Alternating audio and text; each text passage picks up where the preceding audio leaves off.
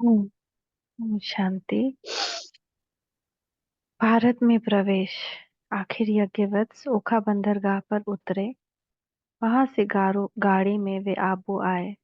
आबू पर्वत ऋषि मुनियों की तो तपोभूमि रहे ही, परंतु यहाँ प्रजापिता ब्रह्मा अथवा आदिनाथ की याद में एक दिलवारा मंदिर भी है, जो कि एक बहुत ही सुंदर और ज्ञान युक्त यादगार है। इस स्थान पर एकांत का वातावरण है और यह युग तपस्या के लिए बहुत अच्छा है। शिव बाबा की आज्ञा के अनुसार जब राजसूय यज्ञ ज्ञान यज्ञ का अथवा प्रजापिता ईश्वरीय विश्वविद्यालय का कार्य यही आबू से शुरू हुआ, वही आबू जिसकी महिमा में कवि राम ऋषि शुक्ल जी ने इस प्रकार कहा है। आबू की महिमा विशाल है, सचमुच यह आबू कमाल है। जहाँ ज्ञान की वह मशाल है, जिससे मिटता मोह जाल है। आबू शिव अवतार भूमि है, शालिग्राम दुलार भूमि है। यह सत धर्म प्रचार भूमि है, सत्युग की आधार भूमि है।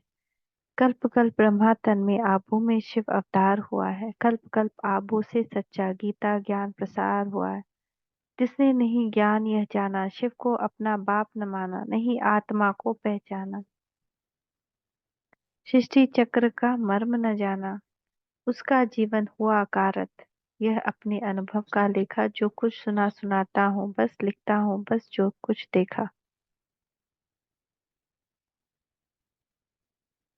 अब इस आबू में परमपिता परमात्मा शिव ने प्रजापिता ब्रह्मा के तन द्वारा कल्प पहले की तरह फिर से सतयुग की स्थापना कर का कार्य तीव्र तर गति से प्रारंभ किया। महाभारत में लिखा है कि पांडवों ने 12 वर्ष वनवास और 1 वर्ष अज्ञातवास किया था। सिंध में 13 वर्ष तक अपने में पहले 12 वर्ष लोगों से अलग और फिर 1 वर्ष उन्हीं लोगों की कुदृष्टि से अज्ञात रहकर इन अहिंसक पांडवों अथवा शिव शक्तियों ने तपस्या की।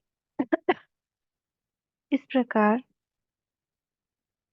जब उन्होंने अपनी अवस्था को उच्च बना लिया, संस्कारों को बदल लिया, योग की स्थिति प्राप्त कर ली, तब ये माया को हराने के लिए लड़ाई के मैदान पर उतरी। अब गोपियों के पाठ का सवरण हुआ और ये ज्ञान गंगाएं बन भारत को पतित से पावन करने के लिए निकली। तब उनका मन उल्लास से पूर्ण हो ये गीत गा रहा था। विश्व के परिवर्तक हम, राजयोग सिखलाते हम, बोलो मेरे संग पवित्र बन। सोने की सी नगरी था मेरा ये वतन, जहाँ पर था एक राज्य और एक धर्म। देवी देवताओं में था प्यार का चलन, न कोई दुख था और न कोई कम। पवित्र बन।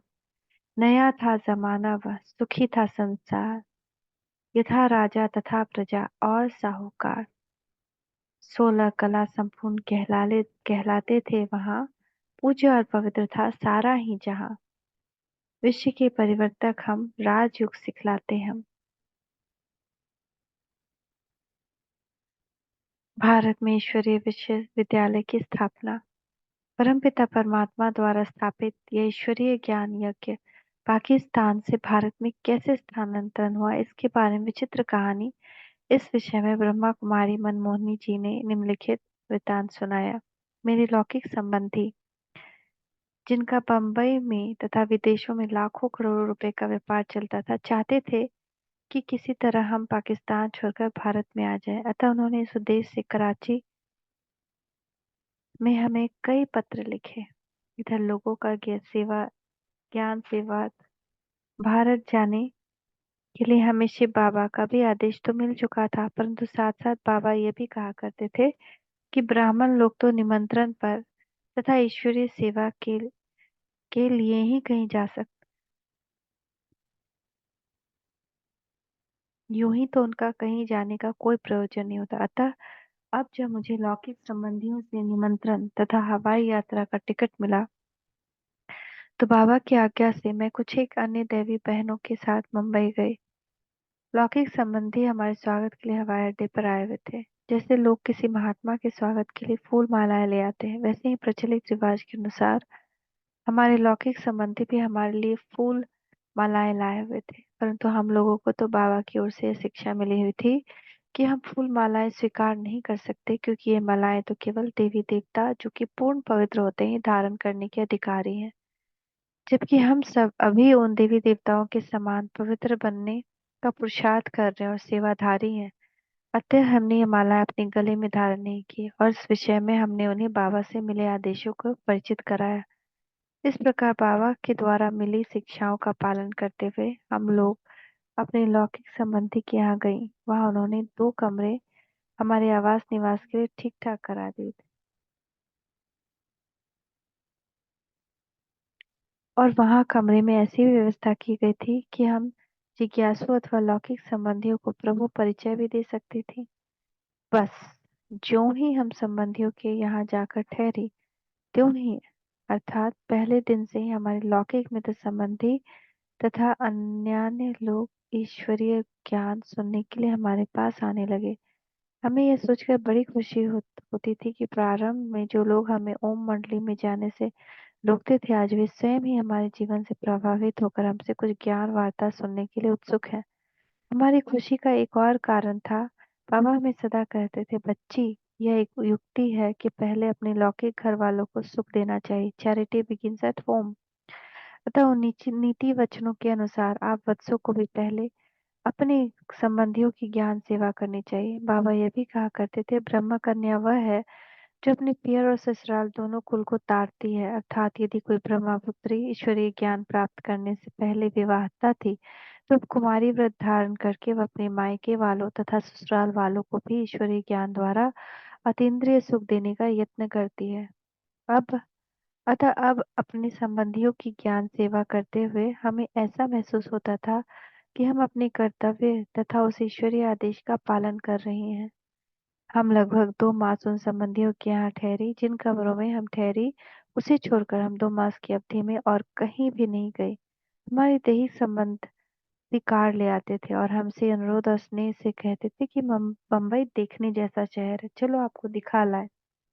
परंतु हम कभी भी बम्बई घूमने के लिए नहीं गए, क्योंकि एक तो हमें इसके लिए कोई रुचि नहीं थी, और दूसरी हमें यह सारा संसार एक माया नगरी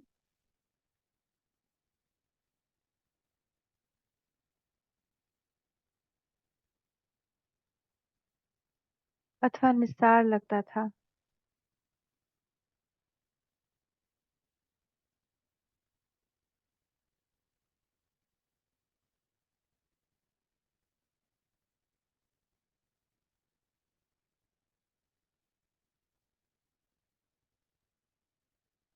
क्या हुआ?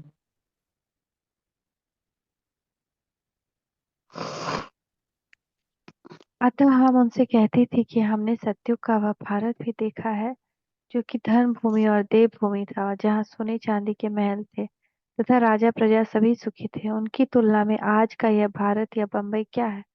यह तो क्रूर कूरखंड है अथवा मायावी बन गया है। तभी तो ज्ञान प्राप्त होने पर कभी नहीं लिखा है, धर्म भूमि यह कूरखंड हो गई। बन गए पूजे आज पुजारी, निर्विकारिता स्वप्न बन गई। अब सभी बन गए भिखारी। भोग भोग की बात रह गई, डसे हुए सबको माया। एक मूर्छना में सब व्याकुल, बैठे मान स्वयं को काया। कोई कहता सभी ईश हैं, कोई फिर भगवान नहीं। जितने मुंह उतनी ही बातें, कोई सत्य प्रमाण नहीं। तो हम जो कि शिव बाबा द्वारा दिव्य दृष्टि प्राप्त करके स्वर्ग के दृश्य देखती हैं, वे इस माया नगरी मुंबई को देखकर क्या करेंगी? इस पृथ्वी पर रहने वाले लोग सत्युग में पूज्य देवता थे, परंतु अब तो वे पुजारी और विकारी हो चुके हैं। इस प्रकार की बातें कहकर हम उन्हें टाल देती। हमारे संबंधियों ने हमें अनेक बार हमें कई प्रकार के भोजन तथा वैभव की भेंट भी की थी, परंतु हमने सदैव ही अपने हाथों से 2 सादा रोटी बनाकर सादा सब्जी के साथ खाती थी और मन में ईश्वर के गुण गाती थी। अतः उन लोगों का विचार आया कि ब्रह्मावत्स अब अपने जीवन को बहुत ऊंचा बना चुके हैं। न तो इन्हें घूमने फिरने का शौक और न खाने पीने का चस्का। इनके जीवन में त्याग की उच्च भावना है। एक ओर वे मुंबई के फैशन और वहां के लोगों के राजसी रहन सहन तथा भोगमय जीवन को देखते, और दूसरी ओर वे हमारे सफेद एवं सादा वस्त्र तथा बहुत ही सादा खान पान को देखते, तो वे ब्रह्मावत्सों के त्याग से प्रभावित होते। अतः वे हमें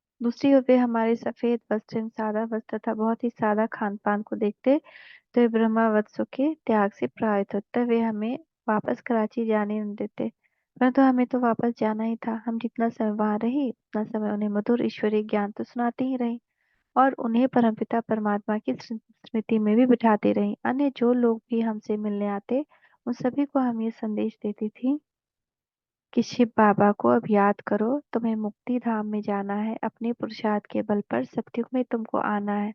ये संगम का स्वर्णिम युग है, शिव बाबा फिर से आया है। ब्रह्मा मुख से शिव बाबा ने वही गीता ज्ञान सुनाया है। सृष्टि का अंत अब आया है, विकराल विनाश खरा आगे है, समय आखिरी अब सबका शिव बाबा ने बतलाया है। पांडव शेष शक्ति सेना की रणभेरी अब फिर बजती है, शिव बाबा के नेतृत्व में फिर माया को मार भगाना है। शिव बाबा को अब याद करो, तुम्हें मुक्ति धाम में जाना है।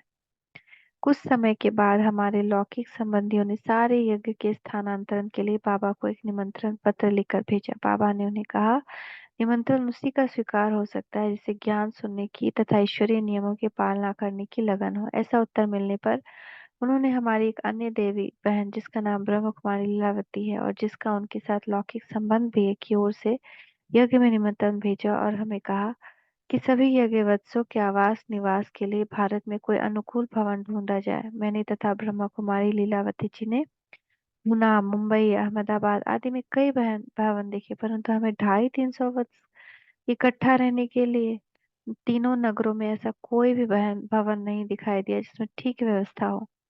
मकान ढूंढने के में हम अहमदाबाद में सर्वानंद जी तथा गंगेश्वरानंद जी जो कि प्रसिद्ध सन्यासी और प्रचारक हैं और जिन्हें कि सिंध लोक के लोग गुरु मानते हैं, ने हमें काफी सहयोग दिया।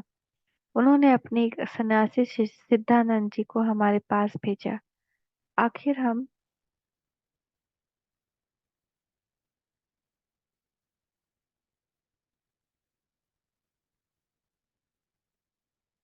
आखिर हम माउंट आबू में कोई अनुकूल भवन देखने के लिए आए। हमारे कुछ लौकिक संबंधी भी हमारे साथ थे।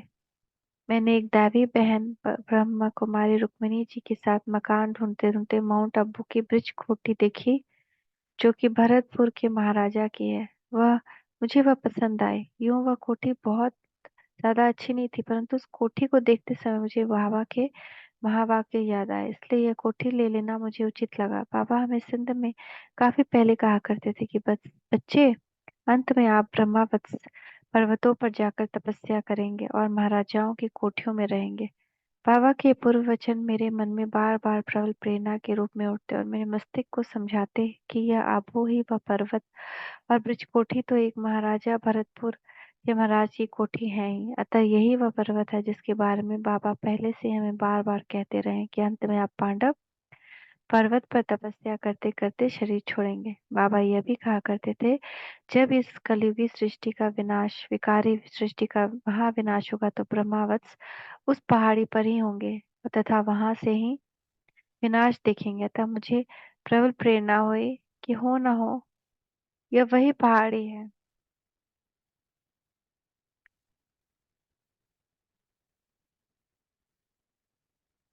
और यही वह राजा की कोठी है जहाँ हम शिव शक्ति और पांडवों को अर्थात ब्रह्मावत्सों को आकर तपस्या भी करनी और रहना भी है। अतः मैंने अहमदाबाद जाकर बाबा को कराची में टेलीफोन किया और ब्रिज कोठी के बारे में उनसे राय मांगी। तब बाबा ने इस स्थान के लिए झट से ऐसी स्वीकृति दी थी जैसे कि बाबा के मन में यहाँ आने की योजना पहले से ही हो और हमें केवल ढूंढने की सेवा का अवसर और खुशी प्राप्त करने के लिए उन्होंने भेजा हो।